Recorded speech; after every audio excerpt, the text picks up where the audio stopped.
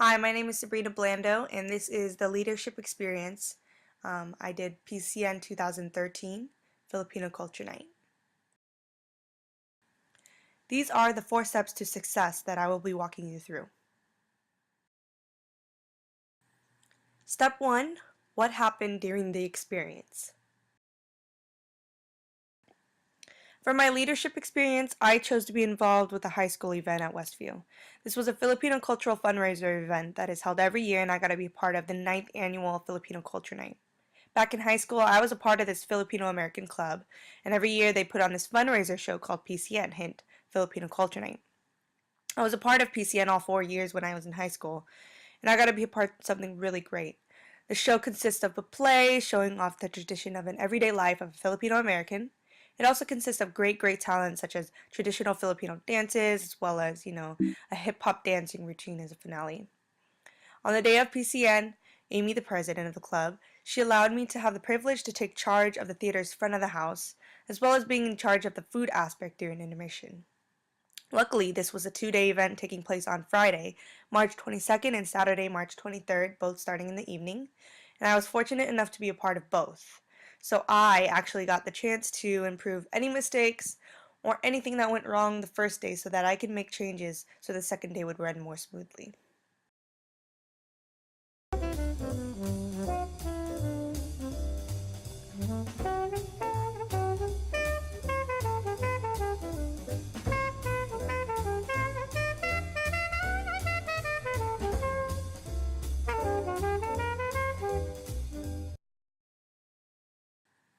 Moving on to step 2, linkage back to each step of the cycle.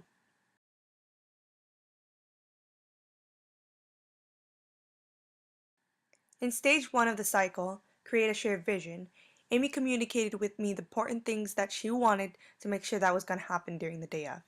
Before the event started for day 1, I introduced myself as an alumni to the club. Amy sent me a list of the club members' names that were able to assist me before the doors opened and during the time of the intermission. So I created this chart that was shared to the members prior to the event, which would prep them into understanding what would take place. This allowed us to make sure that everyone knew what area they were going to help in, so that there wouldn't be any surprises. I took Amy's ideas and put them into play on the day of so that we were both on the same page, being that she is the president of the club. We created chalkboards that were going to play off the theme of the play, and it stated, "Before I Die," as you can see in this picture right here. Our vision was that this would allow the people to enter through the doors, and this would be one of the focal points they see, and they would actually add their finishing sentence to this board. In the end, it would be like a collection of "Before I Die" statements to reflect the actual show of the night. Also, when people entered through the doors, there would be greeters, a focal table with the show pamphlets, and along the wall would be pictures of the club members. We also had a fun little candygram section that would allow family and friends watching the show to send an actor a candygram for only $1. So that was pretty cool. As for our intermission, Amy just communicated with me where the food was going to be dropped off, and from there on, I just put everything into place with where the tables would be put and how the food was actually going to be served. For stage 2, developing service climate and expectations,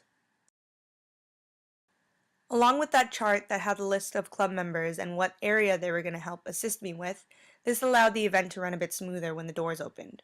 So an hour before the doors opened, I had people decorate the lobby area where we had chalkboards as the focal point, in which we talked about earlier, putting up the beautiful pictures of the club members, as well as the lights that added pop to the decor. We set up a table that laid out a bunch of the show pamphlets, so if people didn't get a chance to grab one at the door, they would still have a chance to grab one at the welcome table. We had a portable stereo system set up for background music that would set the mood for the show, and I had them set up the candygram section near the welcome table. 15 minutes before the show started, I gathered everyone and made sure that they knew what they were going to do and knew what they were supposed to be right before the doors actually opened. So we had greeters at the door, a few people at the ticket booths for those who didn't buy pre-sale tickets, people at the candygram section, the welcome table, and people who were ushers, making sure that people got to their seats properly. Once everyone got to their seats and the show began, it was time to prep for intermission. All of the food was complimentary for the people watching the show, and it was held right outside the doors. I had a couple advisors assisting me and a few club members as well because many of them were actually in the show. We set up a bunch of tables in a line, a table for drinks, and a few tables that were in random areas for people to place their food on and drinks on as well. What was tricky was trying to decide how to serve the food.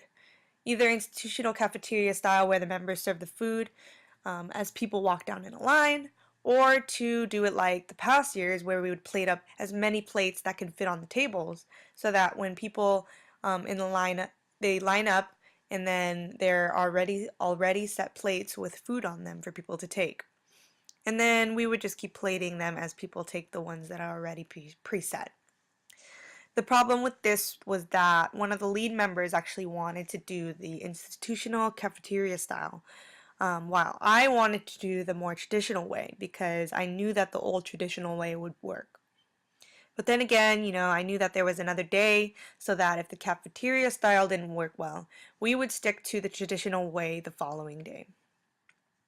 There were about, I would say, 100 to 130 people day one, so I think that the lead member who wanted to serve the people as they went down in the line was scared of the volume of the crowd.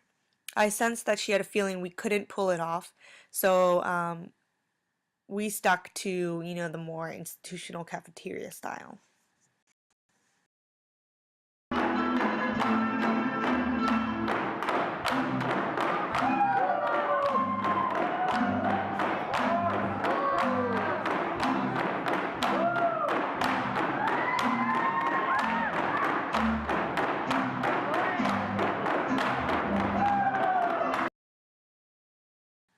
For stage 3, develop a relationship. Me coming in there, I didn't know what to expect from them. Being that I haven't visited the club, since 2009, I wasn't sure if I still had the respect from when I was a part of the club. So when I walked in the theater, I came early enough so that I could introduce myself before I actually started to delegate. I said I was an alumni from 2008, for those who didn't know me, and I told them that I was just there to help since Amy will be busy for the most part. I explained how I was a part of PCN for 4 years as well, so I kind of knew what was going on, and if they had any questions, that I'll be more than welcome to answer anything. I also told them that I'm sure they know what they're doing, but I'm just there to help and just there to make sure that everything runs smoothly. Most of them knew me, but for the newer people, I made sure to conversate with them before I began to be a leader figure. Moving along, stage 4, teach and train for service quality. When the doors opened, I made sure everyone was okay. I would be there to answer any questions, and I got the chance to lead by example in every position, just making sure people knew how to interact with the guests. Giving them examples on what to say, for example, for the door greeters, I would give an example like, "Hi, how are you doing? Welcome to PCN," give them a pamphlet and they'll walk through the door. And for the ticket terrors at the door and the people controlling the ticket booth, I would show them how to keep organized and where to put the tickets for the ticket booths, making sure they obviously collect the money first and then handing them the ticket. As for the candygram section, I showed the girls examples for projecting your voice, making sure to offer if family members or friends wanted to donate to any of the actors in the back that are actually in the show. As well as, how to delegate people toward the Before I Die chalkboard, offering them to write on the board. And after that, I would have the members delegate the people to walk through the theater doors to get to their seats. So when the doors actually opened, everything came into play, and if members had any trouble or were frazzled, I would just jump in and help them out. For the intermission part of it, for day 1, we stuck with the new way, as I said, where our members serve one by one, like cafeteria style. We set up food, and I assigned each member which food they were serving and what estimated portion size they need to be scooping. When the people started to line up, I expressed to them before we started to move as fast as possible because we have lots of people to feed, and to make sure the food portions were small enough so we have just enough to feed each person. We actually would run low on one item, and I would jump in and tell them to serve double of another item that we had more of. The problem with day one, we actually ended up not having enough food for every person because of the mistakes that were going on with portion sizes and people asking for extras, etc., etc. So this led me to make sure that day two we stuck to the old traditional way of pre-making as many plates as we could, and then just continuing to do so after people started to take them. Stage 5, motivate and inspire. As for motivating and inspiring the members, when the doors open, I actually noticed where members were having the most trouble. For example, I decided to stand near the candygram section because I noticed that the two girls running the candygrams were actually very shy and wasn't getting enough attention for the donations for the actors. I got to lead by example for the candygrams and the chalkboards. I showed by example and projected my own voice, asking people if they wanted to donate candy to the actors and making sure that people understood what the chalkboards were for. Um, and I actually saw that this actually motivated and inspired the members because I observed that after I projected my own voice with confidence and fearlessness, the Candygram girls, they started to project their voice and yelling out, "Hey, would you guys like to donate Candygram to one of your family members or friends that are performing during the show?" So it was pretty cool to see that. And for the chalkboard members, the members started to be they started to actually really gain confidence to explain what the chalkboard was all about. Things started to run more smoothly, and the reason why I jumped in so much was because I knew that there was a chance for the second day so that things were more familiar to the members on how things should actually be run. For the intermission part, as you can see on the bottom of these pictures, um, we were serving food like cafeteria style, and in the midst of the action, if I noticed that members were portioning bigger and bigger, I let them know to cut it down a bit and pointed to the line to show them how many people are actually left in line, and there were actually a lot of people left. Usually, if you only tell them to cut it down, the members are so in focus and they don't know how many people are still not fed. So I thought that, showing them the line left makes more sense to them as to why they need to portion correctly and move quicker. This was a way to motivate and inspire them to move in a way that they felt was necessary. The second to last stage is assess service performance.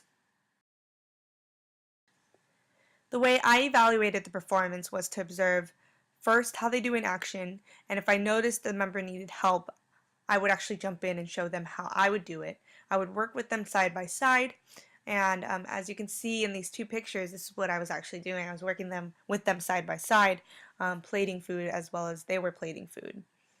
This is a tool that I actually used for my actual work experience. Working with them side by side and showing them helps them learn, and it helps me gain respect. So it's sort of like that win-win situation type of thing. And also, it allows me to see their improvement after helping them, which was a pretty good experience to see. Finally, the last stage of the cycle is to provide feedback.